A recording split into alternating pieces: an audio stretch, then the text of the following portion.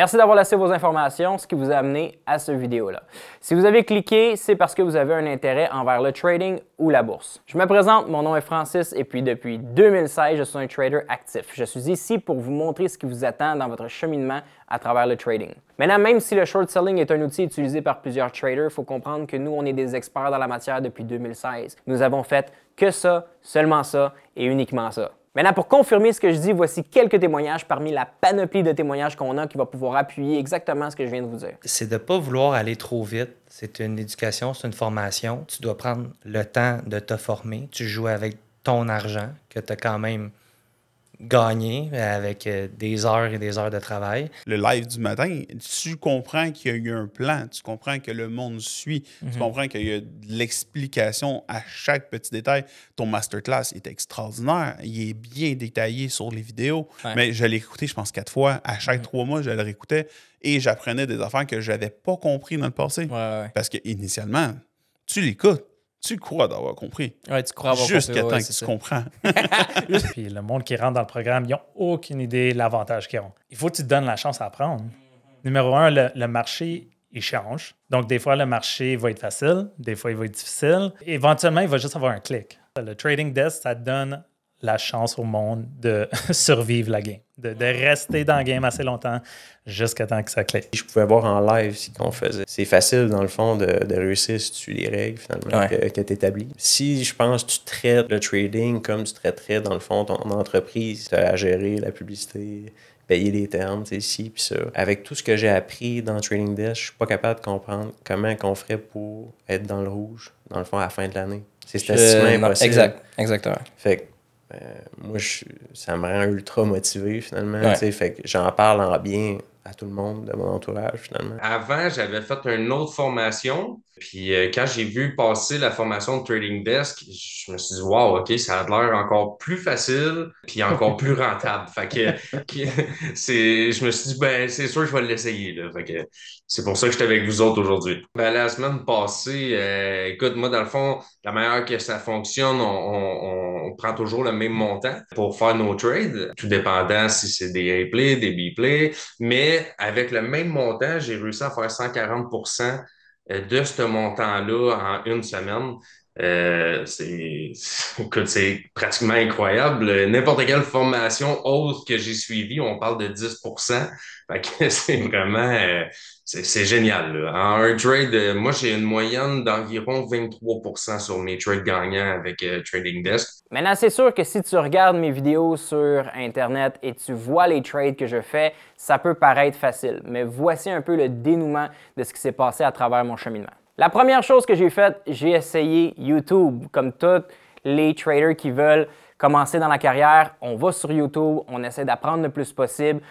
Peut-être même on va regarder des stratégies que certaines personnes font, on les met en place et la majorité du temps, on perd de l'argent. Apprendre par soi-même est la plus grande erreur que tu peux faire dans ce domaine-là. C'est très, très, très difficile d'être non seulement autodidacte, mais en plus de ça, avoir l'information qui est souvent cachée de la masse pour être capable de pouvoir être lucratif. Mais comme tout le monde, quand j'ai commencé, j'ai fait la même erreur et c'est pourquoi qu'à l'intérieur de mes premiers 6 mois, j'avais déjà brûlé mon premier compte. Heureusement pour moi, j'ai trouvé un mentor qui lui avait déjà travaillé sur un trading floor. Ça m'a permis de voir, penser et comprendre ce qui se passait en arrière du graphique au moment présent. Mais comme tout le monde le sait, le savoir n'est pas gratuit, donc c'était une somme astronomique qui me demandait pour pouvoir me coacher. C'est pour ça qu'à la base, j'avais décidé de le faire par moi-même. Les résultats ont suivi. 6 mois plus tard, plus de comptes de trade à mon actif. J'ai enfin demandé son aide et son soutien pour son mentorat. De l'information comme ça qui sort directement de quelqu'un qui a travaillé sur un trading floor m'a chargé plus de 25 000 $ pour pouvoir me former, mais de comprendre chaque chose et stratégie que les compagnies utilisaient pour pouvoir bouger le prix de leurs actions. Avec maintenant de la nouvelle information et un mentor à mes côtés, ça m'a permis après ma première année de pouvoir tomber temps plein dans le trading. En 2019, j'ai entamé un petit tour du monde avec ma conjointe qui m'a permis d'amener seulement mon laptop et un backpack pour pouvoir aller voyager. Avec l'accès à l'Internet, j'étais capable de me connecter, peu importe à travers le monde, que ce soit Bali, Thaïlande, le Mexique ou même l'Europe, à un moment précis où je savais qu'il y avait des mouvements dans le marché qui avaient une très forte probabilité en ma faveur. Après cette année de vagabondage, je suis revenu au Québec pour pouvoir m'installer et bâtir ma famille.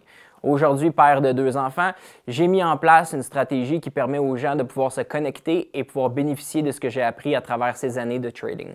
Pendant que la majorité des réseaux sociaux vont vous montrer leur lifestyle, leurs autos, leurs montres ou peu importe ce qu'ils ont procuré avec leur argent, chez Trading Desk, on croit fortement que la vraie réussite d'un programme, c'est le nombre de témoignages que tu peux avoir qui valident la qualité de l'information. Être le seul trader qui réussit n'est pas preuve d'un programme à succès. C'est pourquoi on met de l'avant énormément les étudiants et leurs résultats à travers qu'est-ce qu'on fait. Et comment on peut aider autant de gens à réussir, c'est en faisant la seule chose que j'ai cherchée tout au long de mon apprentissage. Quelqu'un qui partage son écran. Avoir accès à du live trading lorsqu'un coach te montre ce qu'il fait en temps réel. Il parle de son plan avant que ça l'exécute, il fait son exécution devant toi. Ensuite de ça, il va prendre ses pertes et ses profits devant toi et tout ça au long de la semaine pour être 100% transparent. On est très conscient qu'il y a beaucoup de monde qui essaie de faire qu'est-ce qu'on fait. Mais c'est la raison pourquoi je vous dis, si le monde passe plus de temps à vous montrer ce qu'ils ont que ce qu'il fait, il y a anguille sous roche. Alors tout ce qu'on n'a pas été capable de trouver lors de notre apprentissage, on a décidé de le mettre en place pour vous. Une stratégie qui est simple, avec du live trading où est-ce qu'on va partager notre écran et mettre une emphase gigantesque sur l'apprentissage et les résultats des étudiants. Maintenant, pourquoi est-ce qu'on fait ça? Voici les 3 valeurs sur lesquelles Trading Desk a été bâti. 1. On croit fortement que les gens devraient avoir contrôle sur leur argent et devraient mériter plus que 3% annuel sur leur argent. 2. Nous croyons que tout le monde peut apprendre à trader, avec une bonne structure, avec du temps qui est réaliste et une formation qui est adéquate. N'importe qui peut apprendre à manipuler son argent par soi-même. Et 3, on croit qu'aujourd'hui, dans l'ère où est-ce qu'on est avec l'Internet et tout ce qui est en train de se passer mondialement, le plus beau lifestyle que tu peux te payer est d'apprendre à manipuler ton argent par toi-même pour te donner une qualité de vie qui en vaut la peine. Par où commencer? Maintenant que tu es rendu là, par où commencer? Premièrement, il faut savoir qu'il y a plusieurs marchés dans lesquels tu peux opérer. On a le marché du Forex qui est les devises, on a le marché de la crypto-monnaie et aujourd'hui la bourse, c'est ce qu'on va parler. Maintenant, pourquoi on s'est situé dans la bourse? Il faut comprendre que le marché du Forex, qui est le marché des devises. Premièrement, c'est quoi le marché du Forex? As-tu déjà eu quelqu'un qui te dit « achète du US, en ce moment il est très bas, quand le US va monter, tu le remettras en canadien et tu pourras faire de l'argent. » Si tu as déjà fait ça ou tu as déjà entendu quelqu'un faire ça, il a fait du trading de Forex. C'est 2 devises prises une contre l'autre que lorsqu'ils s'éloignent, tu peux faire de l'argent. Maintenant, pourquoi on ne trade pas le domaine du Forex? C'est que le domaine du Forex est le domaine le plus gros au monde. Et qui dit gros domaine dit gros argent. Des gros joueurs, des hedge funds, des banques, des politiciens à haut niveau, des gens qui sont extrêmement financièrement intelligents vont trader le Forex. Puis là, tu vas me dire, c'est peut-être une bonne chose. Malheureusement, selon nos valeurs à nous, on croit que s'il y a quelqu'un de plus gros et plus intelligent dans le marché que toi, c'est pas une bonne place à être. C'est comme si toi, tu jouais au basket sur le terrain du voisinage et il y avait tous les gens alentour qui jouaient contre toi et toi, tu gagnais de l'argent contre eux autres. Et là, tout d'un coup, il y a Michael Jordan qui s'en vient jouer sur le terrain. Est-ce que toi, tu jouerais contre Michael Jordan? Non, parce que tes chances de gagner de l'argent sont très minces. C'est comme ça qu'il faut voir les grosses institutions. Ils ont de l'information que toi, tu n'auras jamais. Ils ont du pouvoir que tu n'auras jamais accès non plus. Et ils sont capables de bouger les marchés avec la puissance de leurs doigts. Donc, si tu ne veux pas sentir que tu es le plus petit poisson dans l'aquarium, le Forex n'est pas fait pour toi. Un marché extrêmement manipulé sur lequel tes chances de réussir sont très minces. Ensuite de ça, nous avons la crypto-monnaie. Maintenant, pourquoi on ne s'est pas situé dans le domaine de la crypto-monnaie? La crypto-monnaie, à la base, n'avait pas de réglementation qui allait autour de ce marché-là. Ce qui peut être une très bonne chose quand tu veux cacher de l'argent, mais lorsque tu investis dans des projets qui décident de fermer sans avoir à répondre à aucune autorité, bye-bye ton argent et personne ne s'en va en prison. C'est comme un peu essayer de survivre dans le Far West. Tu sais jamais c'est lequel dans le bar que tu vas accrocher de la mauvaise façon et qui va décider de fermer ton aventure plutôt que prévu. Maintenant, on arrive à la bourse. Le problème avec la bourse, c'est que ça bouge pas beaucoup et ça prend beaucoup de capital pour commencer à faire des sous. Mais à la bourse, il y a une petite section qui s'appelle les petites capitalisations, ce qu'on appelle les small caps, des compagnies entre 50 cents et 2 $ qui sont oubliées du reste du monde. Puis pourquoi je vous mentionne ça? Parce que les compagnies sont tellement petites que les gros joueurs ne jouent pas dedans. Donc, dans ce domaine-là, on ne retrouve pas le problème qu'on avait dans le Forex parce que le domaine est trop petit pour les grosses compagnies de venir commencer à le manipuler. Et puisque ces compagnies-là sont listées à la bourse, nous avons la sécurité d'avoir quelqu'un qui regarde par-dessus la légitimité de ces compagnies-là. Donc, on a des compagnies qui ont de la volatilité, pas de gros joueurs et qui sont en règle. Ce qui nous amène au dernier aspect de ce qu'on trade, qui sont extrêmement prévisibles. Probablement que vous avez déjà entendu des amis à vous, votre voisin, votre oncle, acheter une compagnie que tu n'as jamais entendu parler pour 2 $ et quelque chose, puis là, il dit « ça va monter à 12 $, ça va monter à 20 $, puis ça monte jamais finalement. Parce que la majorité des gens ne vont pas du bon côté. Malgré que ces compagnies-là sont légitimes et sont en règle, ça ne veut pas dire qu'ils ont un futur. Donc, pendant que la majorité des gens qui tradent ces compagnies-là pensent que ça va monter, ici, chez Trading Desk, on a bâti une stratégie qui va nous permettre de faire de l'argent à la baisse. De l'argent à la baisse. Comment est-ce qu'on fait pour faire de l'argent à la baisse? On utilise un outil financier qui s'appelle le short selling, la vente à découvert. Beaucoup de traders à haut niveau utilisent cet outil-là pour prédire la descente d'une industrie ou d'une compagnie. Pour mieux comprendre, tu peux aller écouter le film The Big Short, un film qui est sorti en 2015 sur le crash de 2008. Donc, la stratégie qu'on te propose, c'est une stratégie qui va à l'envers de la plupart des gens. Puis on l'a souvent dit, si tu fais la même chose que la majorité des gens font, tu vas avoir les mêmes résultats que la majorité des gens ont. Puis si la majorité des gens perdent de l'argent et tu fais la même chose qu'eux, tes chances d'avoir le même résultat qu'eux sont à 100%. Donc, on te propose de faire le contraire de 95% des gens qui tradent et qui perdent de l'argent. En utilisant le short selling, tu vas être capable de parier à la baisse sur les actions qui n'ont pas d'affaires à avoir une augmentation drastique. Maintenant, comment est-ce que le short selling fonctionne? Comment fais-tu pour vendre à la hausse et racheter à la baisse? Ça, c'est les actions que tu utilises lorsque tu fais du short selling. Premièrement, tu dois comprendre que chaque action, il faut que tu le vois comme si c'était un objet. Donc, une action équivaut à un objet. On va prendre par exemple un téléphone. Donc, disons que le prix du iPhone est 1000 $. Okay? Un iPhone sur le marché, c'est 1000 $, comme une action serait 1000 $ pour l'action. On va prendre le téléphone comme étant une action. En ce moment, un téléphone, si tu le vends pour 1000 $. Toi, tu penses que 1000 $, c'est haut. C'est trop haut et que la vraie valeur d'un téléphone devrait être 500 $. Okay? Puis tu penses que d'ici la fin de la semaine, l'action va valoir 500 $ et non 1000 $. Mais tu n'as pas de téléphone.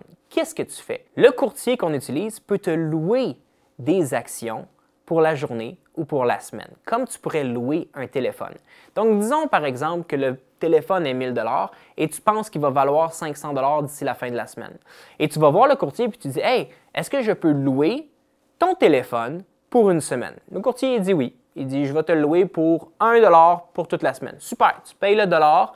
Et là, tu as un téléphone en ta possession. Il n'est pas encore dans le marché, le téléphone, il est en ta possession. Parce que le marché dit en ce moment que le téléphone vaut 1000 $, on va le vendre à quelqu'un pour 1000 $. Donc, je vends le téléphone et je collecte 1000 $. Mais le téléphone ne m'appartient pas, donc je dois le retourner d'ici la fin de la semaine. Donc, je dois être obligé de racheter éventuellement ce téléphone-là. Là, j'ai 1000 $ puis j'ai un téléphone qui est vendu. Le marché fait ce que le marché fait. Le prix descend, 900, 800, 700, 500. Là, les nouveaux téléphones maintenant sont 500 $. Moi, je l'ai vendu à 1000 et là, je vais le racheter pour 500 $. Donc là, je le rachète pour 500 $. Mais ce n'est pas à moi, il est en location, donc je le redonne au courtier. Parce que je l'ai vendu à 1000 et je l'ai racheté à 500, j'ai fait 500 $ de commission pour avoir fait cette action-là et je redonne le téléphone au courtier. Ça, c'est du short selling. C'est de vendre des actions qui ne t'appartiennent pas pour les racheter à moins cher et les redonner aux propriétaires. Maintenant, c'est sûr, en utilisant le courtier avec la plateforme, il y a juste le bouton, tu peux le faire et la mécanique va tout se faire pour toi. Tu as juste besoin de cliquer sur le bouton approprié pour pouvoir parier à la baisse. Maintenant, même si le short selling est un outil utilisé par plusieurs traders, il faut comprendre que nous, on est des experts dans la matière depuis 2016.